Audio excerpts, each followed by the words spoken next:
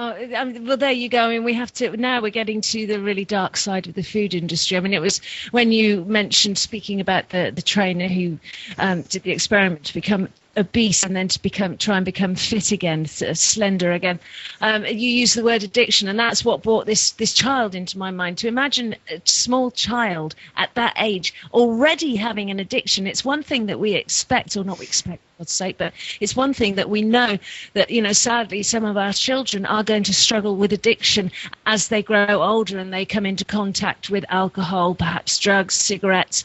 But that comes as they become young adults and they perhaps pick up a wrong substance and find that they have the addictive tendency, the addictive gene, if you like, chemical, whatever you want to call it, within them. But this we're talking about it's not a possibility that you might pick up sugar and become addicted. The fact is that as a child, if you're fed enough sugar, you will be addicted to it. Is that right? Undoubtedly, and there's even research coming out now that that when mothers are pregnant and they eat a lot of sugar, that sugar addiction that the mother has is actually passed on to the fetus, and so the baby, after it's born, through the pregnancy, so babies are coming into this world already sugar addicted, which is unbelievable. And it is, because taking it back to the parallel with drugs again, if that was a mother who was injecting herself with heroin or smoking heroin and whose baby was becoming a passive imbiber of heroin and ended up being born a junkie, essentially, society would be up in arms. But this is a lifelong setup of a lifelong potential for, a certainty for a lot of unhappiness, and certainly potential for disease, because that's what obesity can lead to. It's not just heart disease, diabetes, cancers, there's all sorts. But it's also the struggle that, especially an adolescent, a young teenager, a girl or a boy, having a problem with weight at a point where they're perhaps very conscious of their bodies, they're becoming conscious of how they look, and they're wanting to be attractive to the opposite sex as they become aware of their sexuality. I mean, this is a hell of a burden to put on an individual. It really is, and we've really got to take a long, hard look at our society and how we've built it up, and where we've gone wrong and how we can correct it.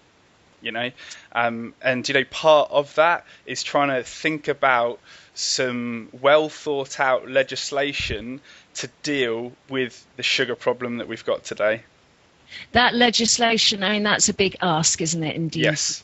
Talking then about challenging huge corporate companies, huge corporate institutions which are nicely in bed with those who make the laws, sadly. So we've got that.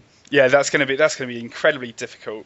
But it all starts from places like this, where we can start to show that a calorie is clearly not a calorie when it comes to food.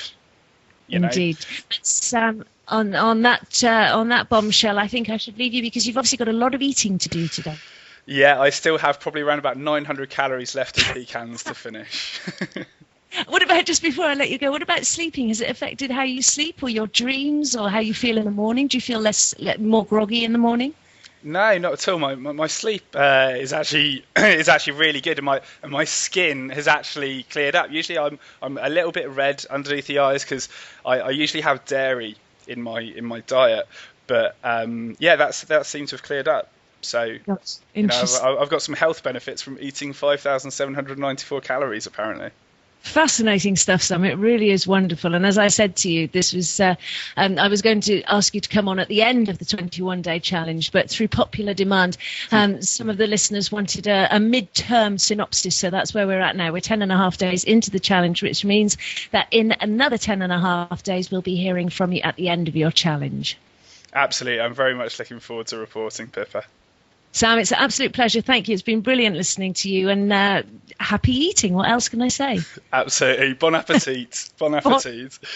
Buen approvecho, as we say here in Spain. Of course. Take care. Thank you, Pippa. Take care. Bye-bye. Bye.